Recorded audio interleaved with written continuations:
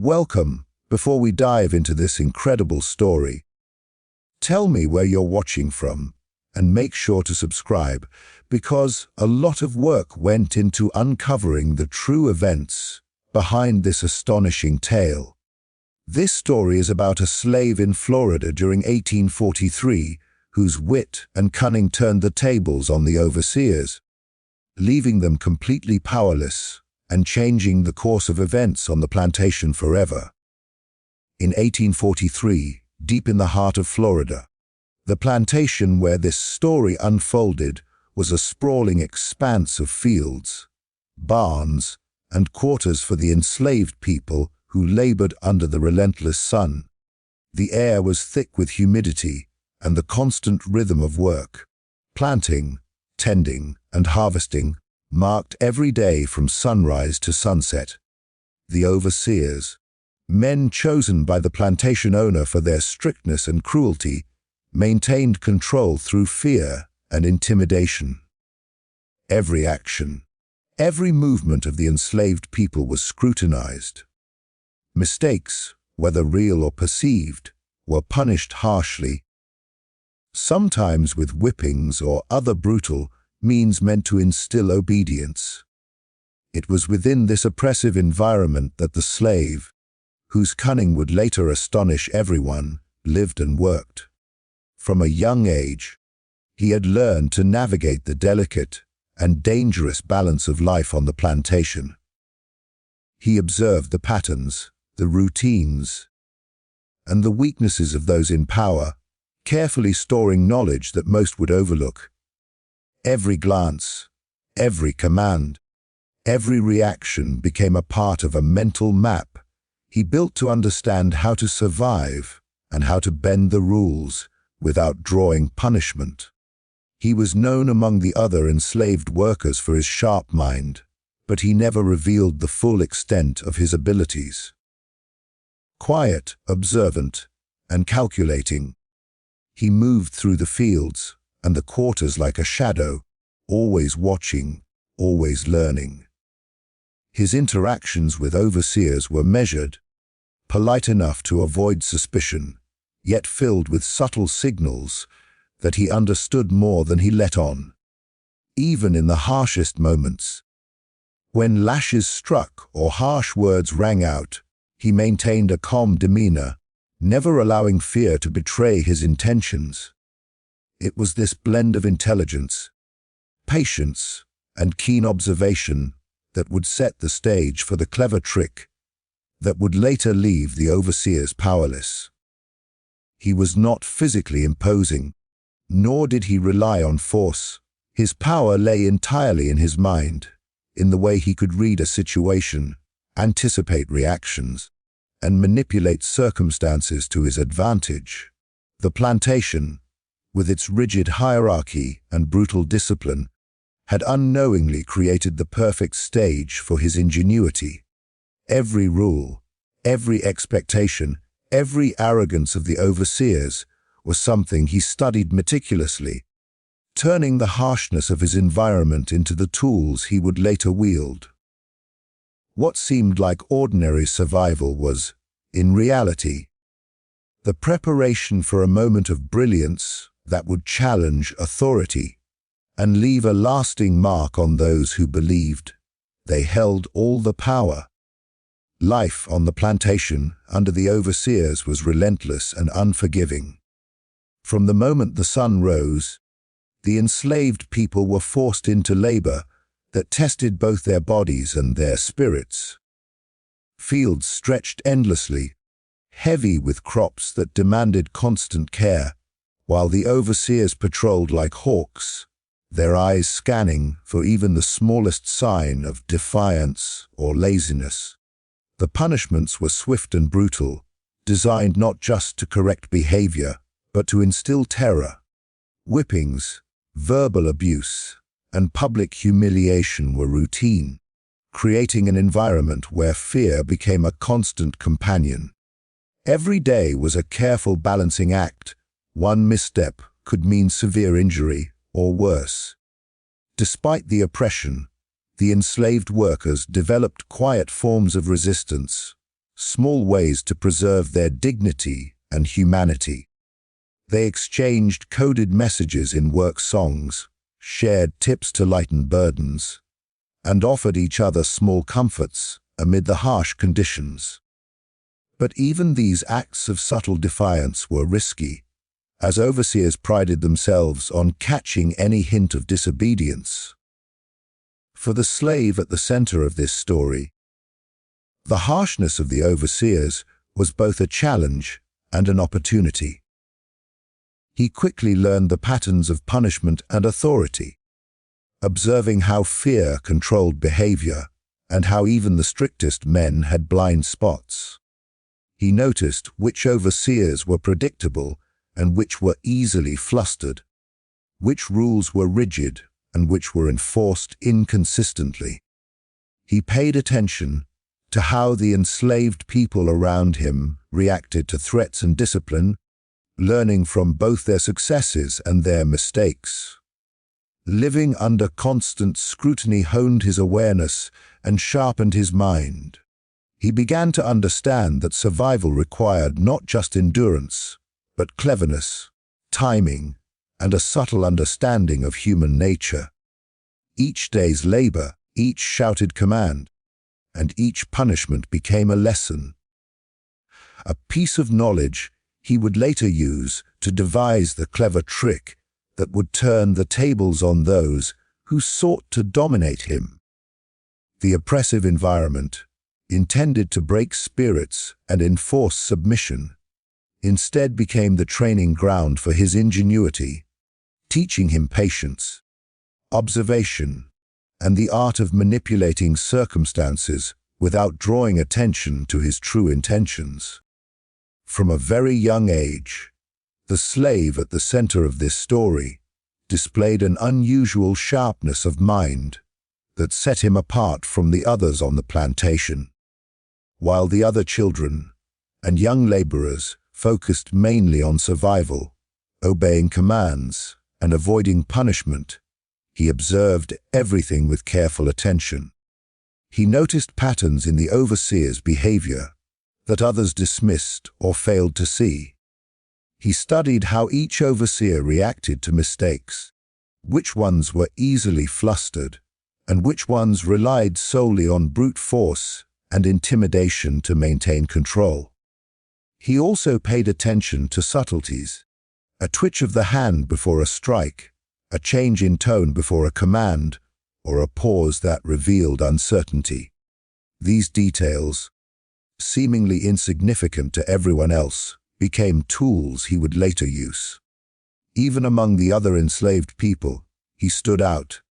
He was quiet but perceptive, often listening more than speaking. He would watch how people responded under stress, how fear influenced their actions, and which strategies of compliance or subtle resistance succeeded or failed.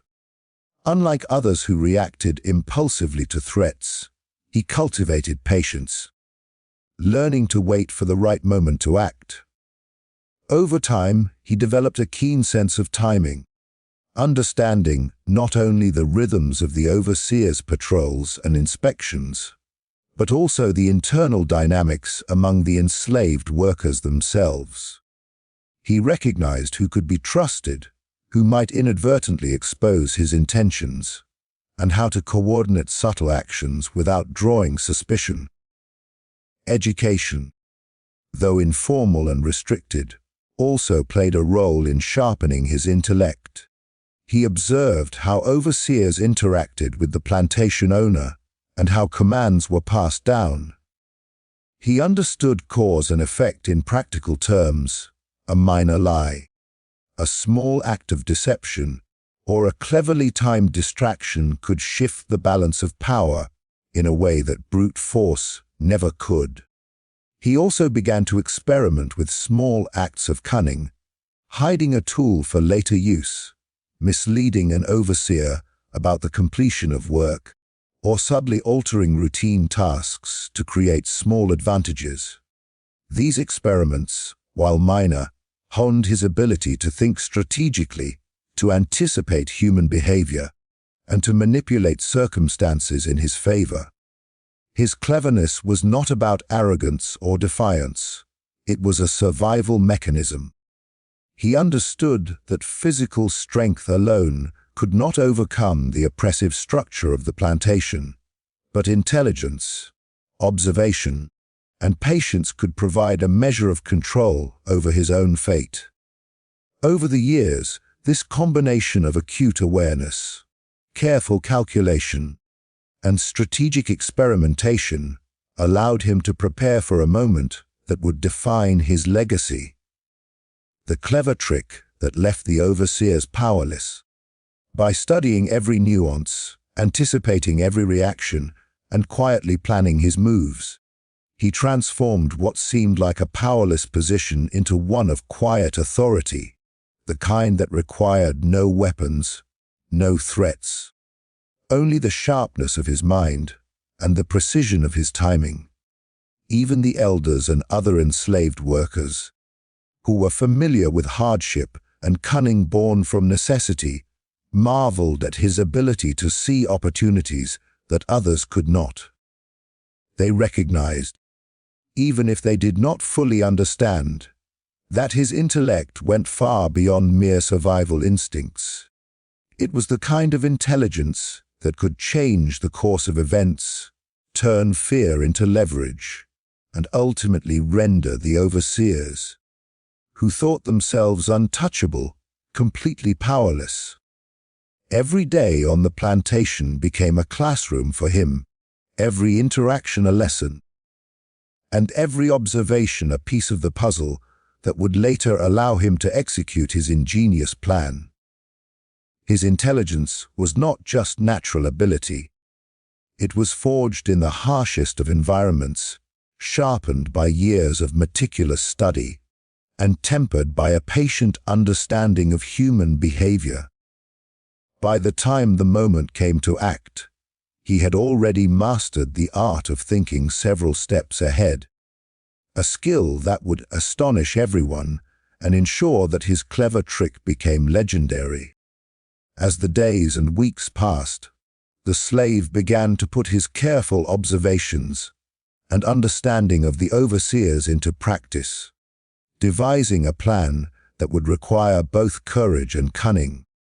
Unlike the small experiments he had conducted earlier, hiding tools or subtly altering tasks, this scheme had to be precise and foolproof. He knew that one misstep could result in severe punishment or worse, death. Every detail had to be calculated, every reaction anticipated. The overseers, for all their confidence and authority, relied heavily on predictability. They expected obedience and assumed that fear alone kept the enslaved people in line.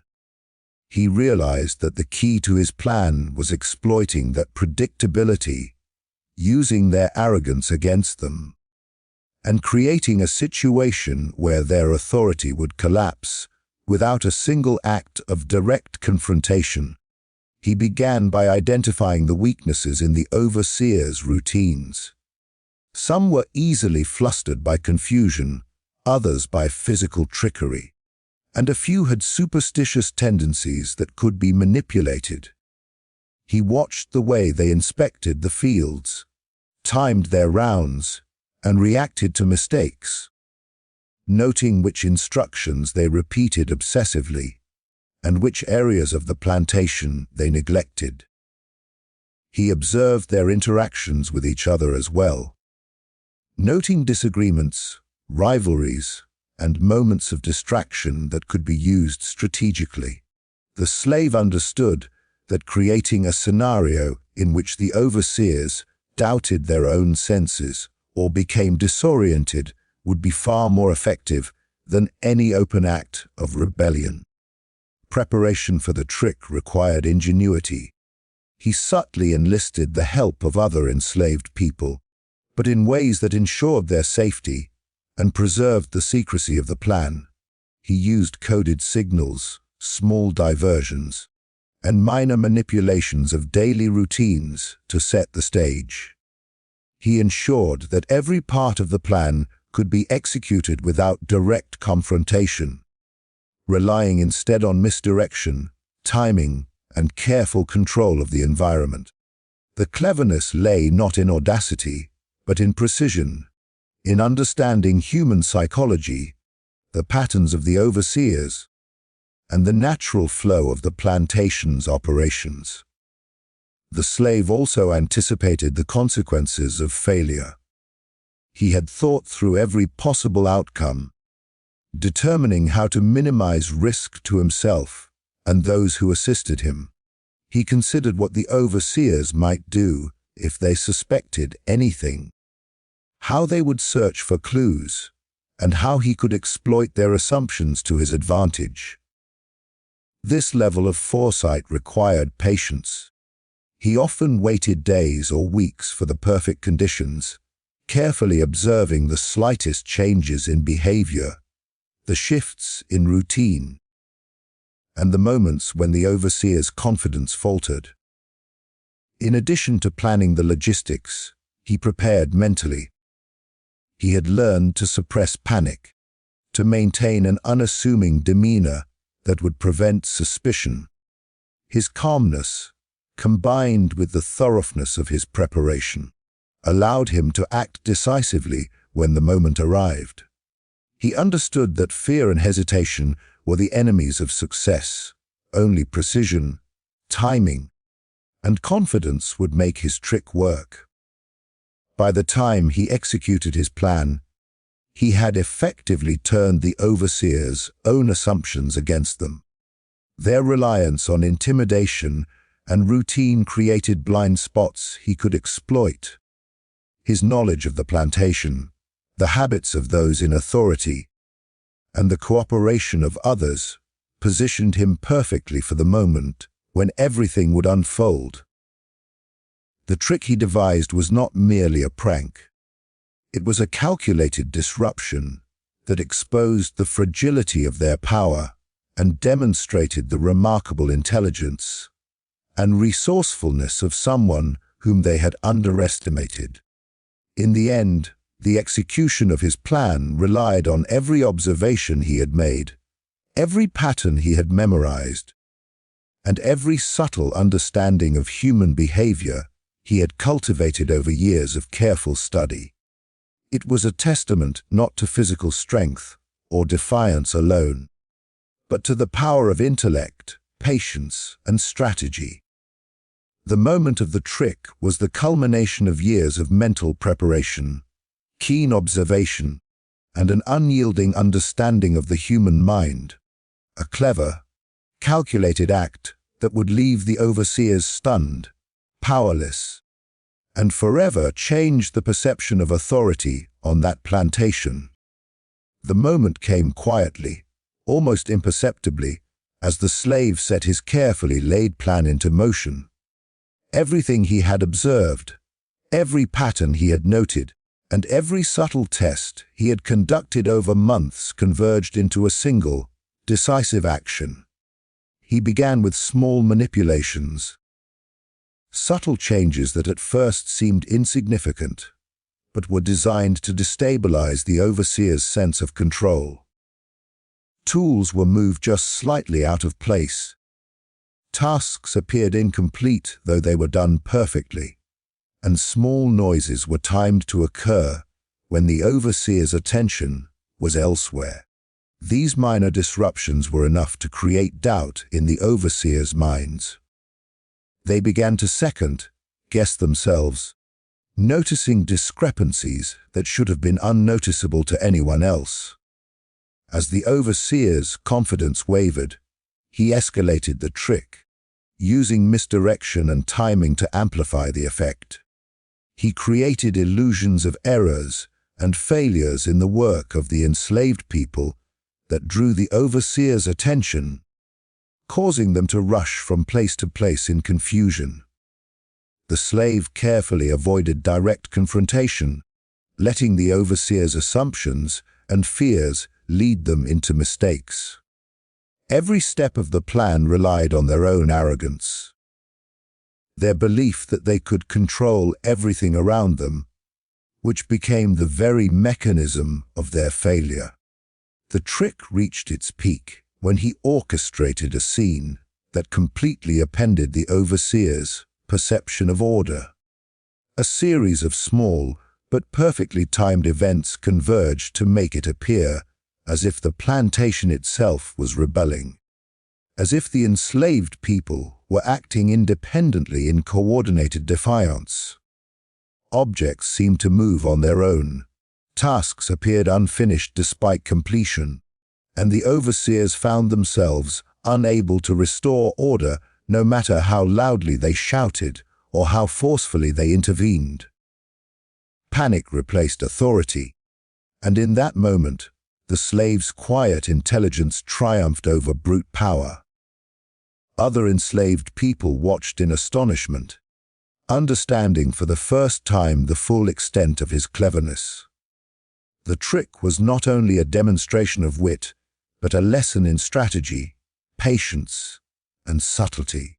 It relied on observation, timing, and a deep understanding of human psychology rather than physical force. The overseers, who had once been untouchable figures of terror, were reduced to flustered, powerless men scrambling to regain control of a situation they could not comprehend. This act of cleverness transformed the dynamics on the plantation. The enslaved people, long accustomed to fear and oppression, saw a glimpse of agency and intellect wielded against those who ruled them.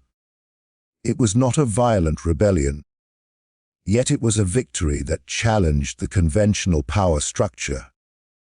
The overseers, humiliated and bewildered, struggled to maintain authority afterward, acutely aware that their control had been undermined without a single lash being struck. Even beyond that day, the story of the trick spread quietly among the enslaved community, becoming a symbol of intelligence, patience, and the subtle power of strategy in the face of overwhelming oppression. The slaves' cleverness left a lasting impression on all who witnessed it, demonstrating that authority can be destabilized not only by force, but by wit, observation, and the ability to turn the oppressor's assumptions against them. His actions became a testament to the power of intellect in circumstances where physical strength and open defiance were often fatal. And it forever changed how those on the plantation perceived the potential for cunning and control in even the most oppressed lives. By the end of it, the overseers were left powerless, not because of brute resistance, but because the slave had mastered the subtle art of understanding and manipulating human behavior, a victory that would be remembered long after that day, quietly inspiring those who had long been forced to submit. The aftermath of the clever trick sent shockwaves throughout the plantation, altering the balance of power in subtle but undeniable ways.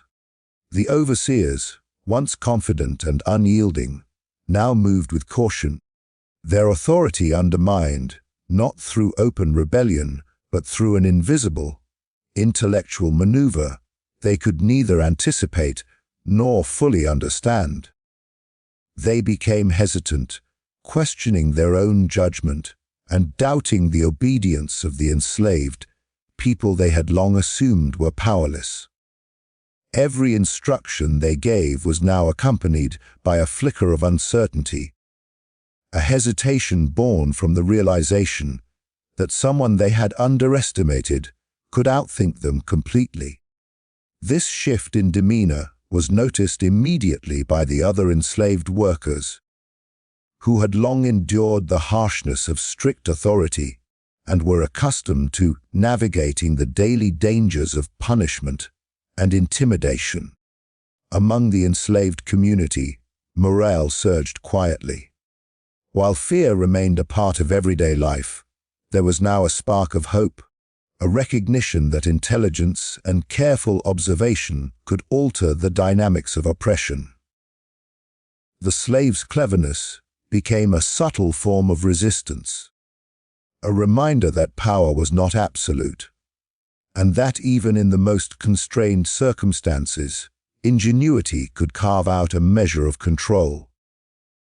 People spoke of his actions in whispers, carefully sharing the story without drawing the attention of the overseers, who were still recovering from their public humiliation. That whisper network became a source of inspiration, a way for the enslaved people to feel a sense of agency, even in their limited circumstances. The overseers themselves struggled to regain their footing. Commands that were once delivered with unquestioned authority were now met with subtle defiance, hesitation, or cautious compliance, as if the enslaved workers were testing the limits of their control. Each time the overseers tried to assert dominance, they were reminded, consciously or subconsciously, of the day they had been outwitted. Their confidence was fractured, and with it, the psychological control they had wielded over the plantation diminished. The psychological impact was profound.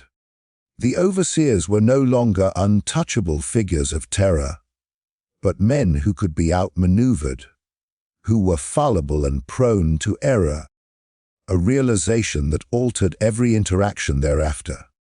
Even beyond the immediate players, the reputation of the slave spread quietly to other plantations and among the local community. Tales of his cleverness circulated among neighboring enslaved populations, reinforcing the notion that intelligence could be as potent as physical strength. The story served both as a cautionary tale for overseers, a subtle warning that their authority was never guaranteed, and as an empowering narrative for those living under oppression, illustrating that patience, observation, and strategic thinking could yield extraordinary results. This shift in the social and psychological dynamics of the plantation had long-term consequences. The slave, now quietly respected among his peers, continued to navigate the plantation with a heightened sense of awareness. He understood that the overseers would remain wary of him, and he leveraged that caution to maintain a measure of autonomy in his work and daily life.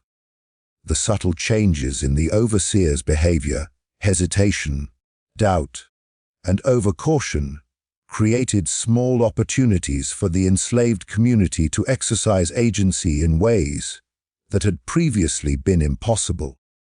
The clever trick did more than embarrass the overseers. It redefined the parameters of power on the plantation. The incident proved that control could be challenged without violence. That wit and observation could destabilize authority in ways that brute force could not anticipate. For the enslaved people, it was a lesson in strategy, resilience, and the potential for mental agility to overcome the rigid systems designed to subjugate them. For the overseers, it was a humbling and unsettling reminder that fear alone could not maintain dominance indefinitely. Over time, this shift influenced every aspect of plantation life.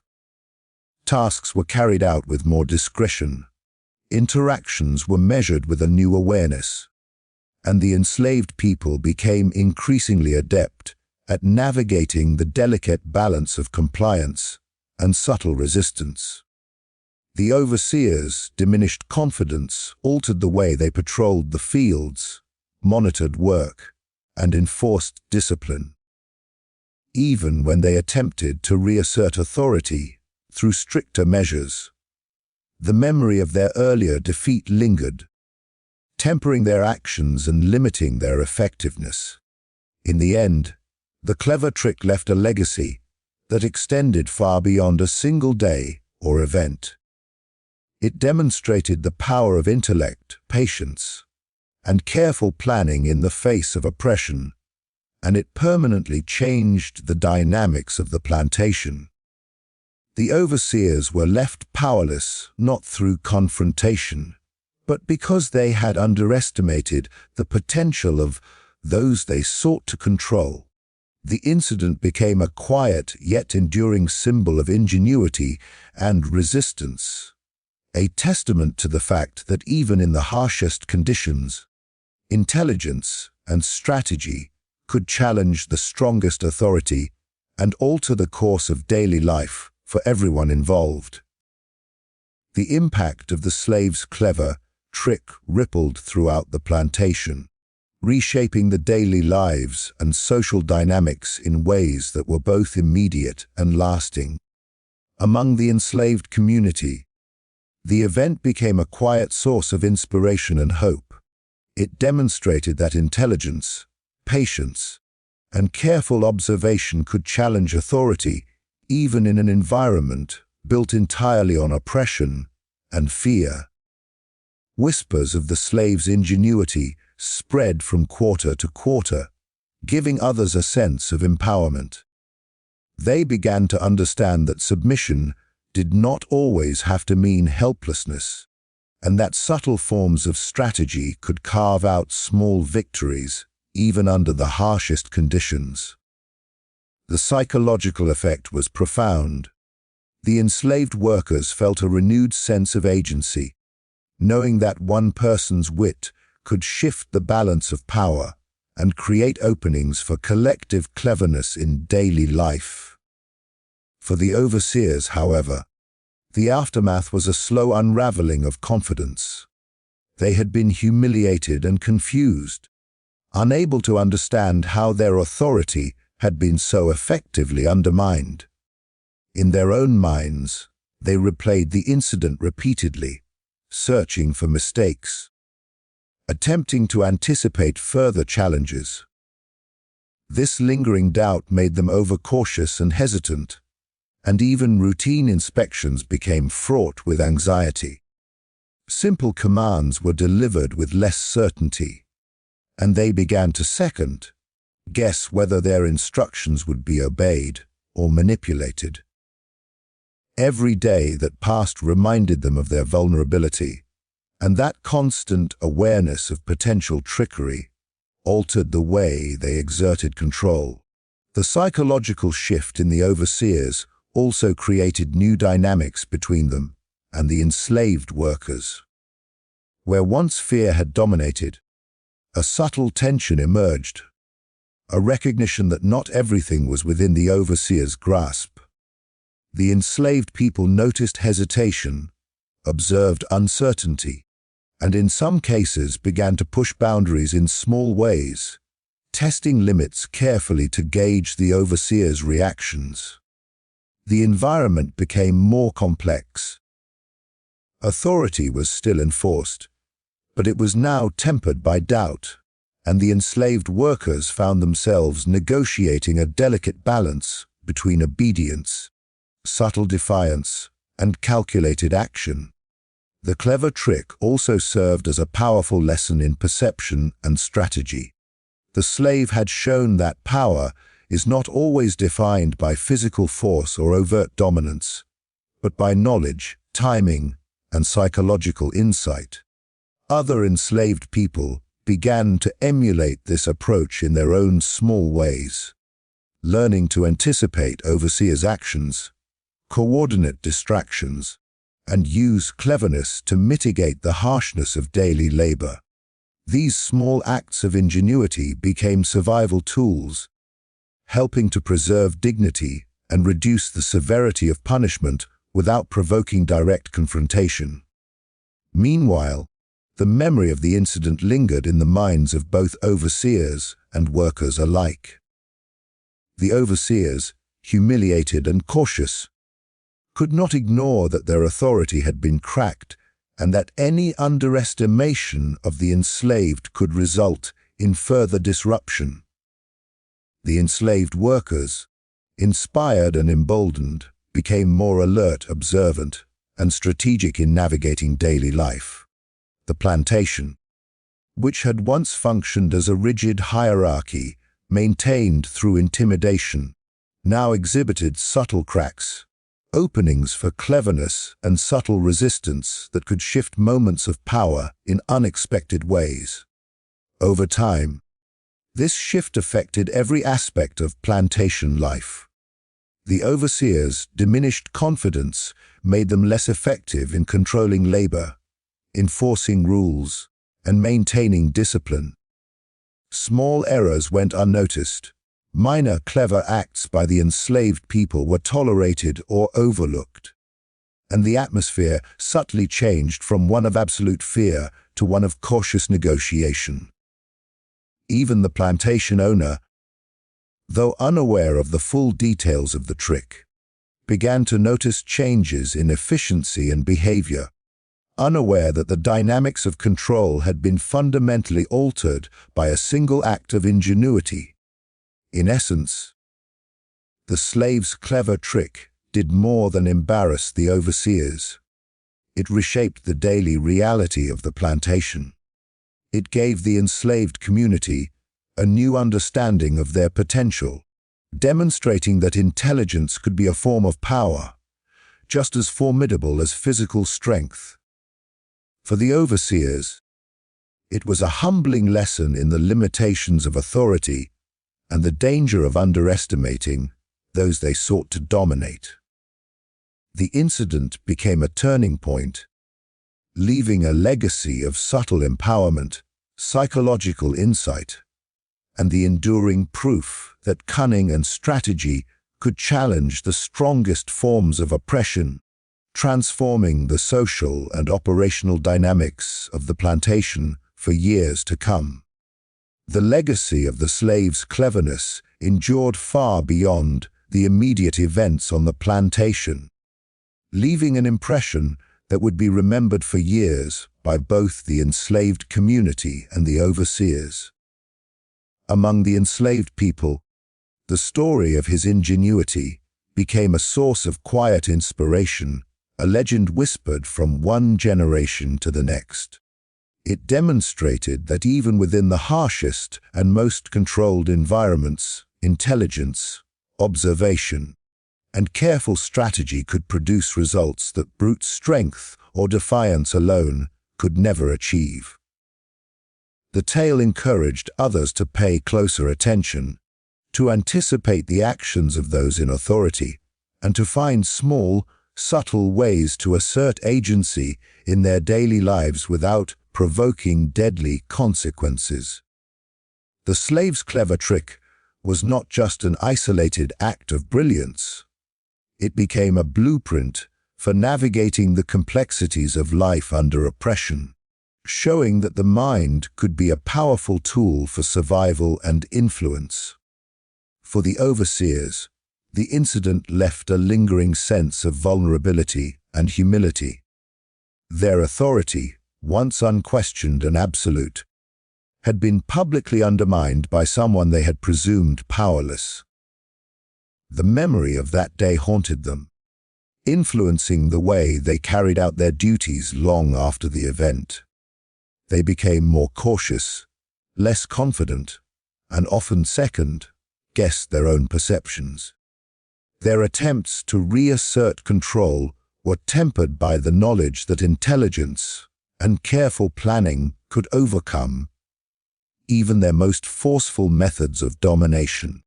This shift in their behavior subtly changed the dynamics on the plantation, giving the enslaved community a psychological edge and creating openings for further subtle acts of cleverness and resistance. The slave himself gained a reputation that extended beyond the plantation. Other enslaved individuals spoke of his actions with admiration, and the story quietly traveled to neighboring plantations. His name became synonymous with ingenuity and strategic thinking, a symbol of how mental acuity could level the playing field in a world designed to suppress and control.